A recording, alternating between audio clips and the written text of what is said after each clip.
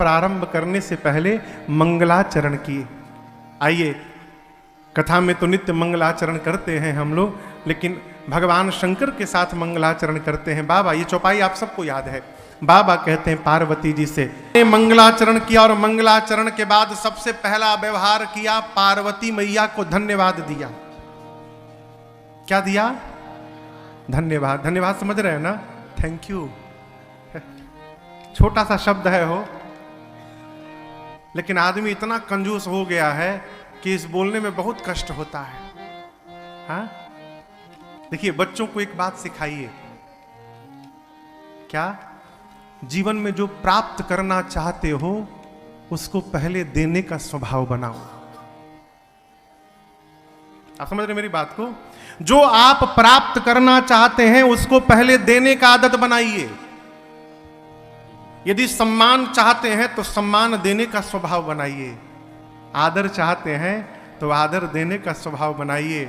आप चाहते हैं कि आपको कोई थैंक यू बोले तो उससे पहले आप बोलने का स्वभाव बनाइए। क्यों? ये नेचर है, गिव एंड टेक फॉर्मूला है।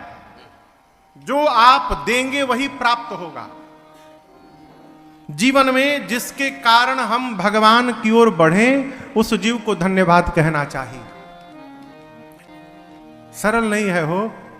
धन्यवाद निर्विवाद राम राम कहिए, जाहि विधि राखे राम ताहि विधि रहिए।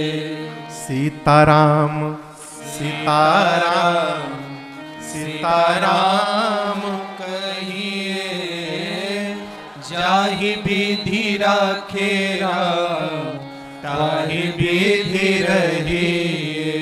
धन्यवाद कहिए। भगवान शंकर ने मां पार्वती को धन्य धन्य कहा। धन्यवाद धन्यवाद। हम तो एक बात कहें, यदि किसी के त्रास देने से भगवान याद आ रहे हो ना, तो उस सताने वाले को भी थैंक यू कहिए। आप हमको न सताते तो हमको भगवान की याद कहां से आती हो? एक महापुरुष थे, उनकी पत्नी बहुत कर्कशा थी। कर्कशा समझ रहे हैं ना? बोले तो आग बरसे मुंह से, लेकिन कभी उदास नहीं हुए। वो भगवान के सामने जाते थे तो दोनों हाथ जोड़कर कहते थे, प्रभु आपकी बड़ी कृपा मेरे पर, आपने इतनी कर्कशा पत्नी दे दी, मुझे आनंद हो गया प्रभु। यदि वो मीठा बोलती तो मैं तो उसी में फंस के रह जाता। वो कर्कशा बोलती है, मेरा मन उससे निकल के आपके चरणों में लग गया। प्रभु आपकी बड़ी कृपा। ये क्या है? किसी के सताने से यदि भगवान की याद आ रही हो, उनको भी थैंक यू बोलिए। कई लोग अपनी अपनी श्रीमती जी को देख देख के थैंक यू बोल रहे हैं।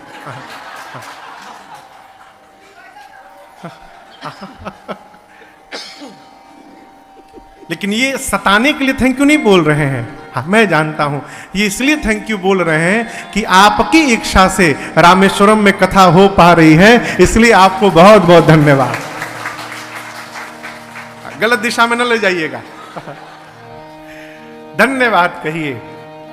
शंकर जी बोले, देवी आपको बहुत बहुत धन्यवाद। मां ने कहा, प्रभु आप मुझे क्यों धन्यवाद बोल रहे हैं? बाबा बोले, आज आपने जो मेरे ऊपर उपकार किया है भवानी, ऐसा उपकार शंकर के ऊपर किसी ने नहीं किया। मां ने पूछा, मैंने कौन सा उपकार कर दिया? बाबा बोले, आपने आज पूछे हु रघुपति कथा प्रसंगा, ये कथा सकल लोक जग पावनी गंगा।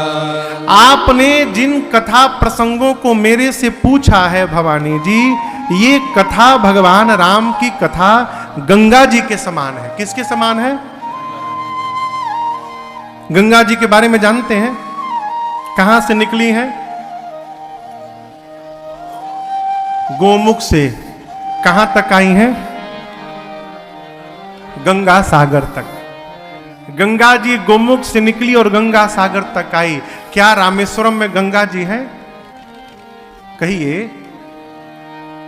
शंकर जी कहते हैं, देवी एक गंगा मेरी जटा से निकली परंतु जटा से जो गंगा निकली वो गोमुख से गंगा सागर तक गई। लेकिन आप मेरी जिह्वा से जो गंगा आज निकालने वाली है, इस गंगा को राजन एक दिन ले जाकर रामेश्वरम में भी प्रवाहित करेगा। ये राम कथा गंगा है, और केवल रामेश्वरम नहीं, सकल लोक जग पावनी गंगा। यहां कथा गाने के बाद हम लोग 13 तारीख को मॉरिशस चले जाएंगे, अफ्रीका में। वहां 9 दिन 15 अगस्त से 23 अगस्त तक 9 दिन राम कथा गंगा प्रवाहित करेंगे। सकल लोक जग पावनी गंगा। धरती के जिस कोने में जाइएगा वो गंगा मिले चाहे न मिले, ये राम कथा गंगा अवश्य आपको प्राप्त हो जाएंगी। यही इस कथा गंगा की महिमा है। इसलिए बाबा ने कहा केवल भारत नहीं, सकल लोक जग पावनी गंगा। ये गंगा है। रामेश्वरम भगवान का दर्शन कर लिए आप लोग? सारे लोग कर लिए? हम अभी नहीं किए हैं, हम करेंगे आने वाले दिनों में। समुद्र में स्नान किए होंगे, फिर कुंड में स्नान किए होंगे, फिर जाकर बाबा का दर्शन किए होंगे। ये नियम है ना। हाँ, गंगा तट पे जाके लोग गंगा जी में नहाते हैं। सब नहीं नहाते। सब नहाते हैं क्या आप बताओ? कई लोग तो पानी छिड़क के चले आते हैं, बहुत ठंडा है। आप दर्शन करिए, गंगा तट पे जाने के बाद भी लोग नहीं नहा पाते।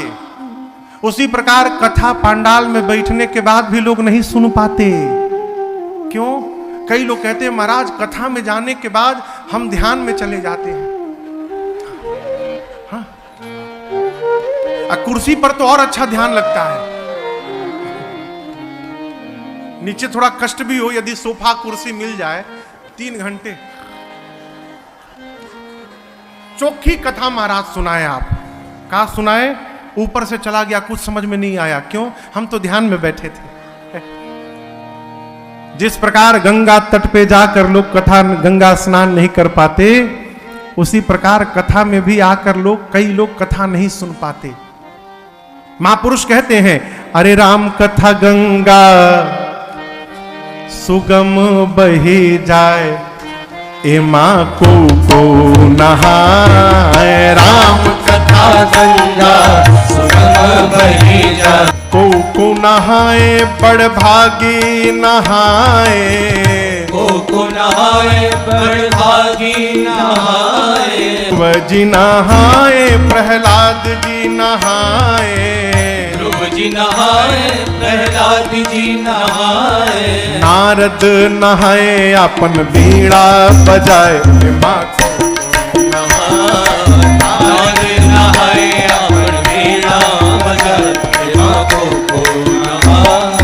राम कथा गंगा सुगम बही जाए, माँ को नहाए।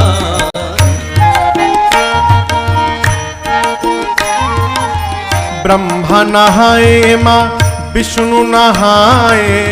ब्रह्मा नहाए, माँ विष्णु नहाए। श्री राम कथा गंगा सुगम बही जाए, परंतु ए माँ को सब नहीं नहा सकते माई बाप। और आपको एक मैं बात बताऊं, दुनिया की हर माँ का केवल एक ही सपना रहता है कि मेरा बच्चा बलवान बने। बस जे भी हमारे बैठे हैं, बहुत पहले से हमको जानते हैं। मैं जब कथा प्रारंभ किया ना, अब तो पिताजी मेरे नहीं है। पिताजी जब थे तो फोन करके पूछते थे कि कितने लोग थे कथा में, कैसी व्यवस्था है, क्या सुनाए। लेकिन माँ अब भी फोन करती है ना, जब माँ से बात होती है तो माँ ये नहीं पूछती कि कितने लोग थे, क्या सुनाए। माँ का पहला प्रश्न, कुछ खैला? हाँ, ये पूछती कुछ खाए हो? फिर पूछती है रात को दूध मिल जाता है, भोजन की व्यवस्था ठीक है। क्यों? माँ अपने बच्चे को बलवान बनाना चाहती है। और आप दर्शन करिए, हनुमान जी ने माँ से ही कह दिया, माँ मेरे में बल नहीं है। सीता मैया बोली मैं अभी अपने बच्चे को बलवान बनाती हूं। और माँ ने आशीर्वाद दिया, आशीष दीन्ही राम प्रिय जाना। इसलिए घर के ठाकुर द्वारी में जाकर रोज एक बात कहिए, क्या?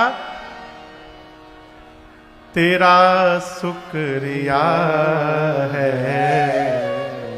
तेरा शुक्रिया है। क्यों?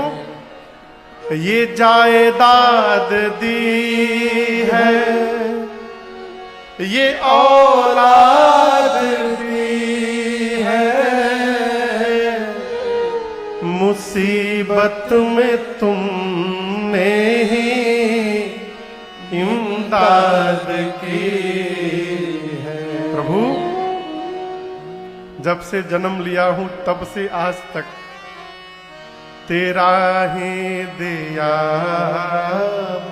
मैंने खाया पिया है, इसलिए तेरा शुक्रिया है, तेरा शुक्रिया है।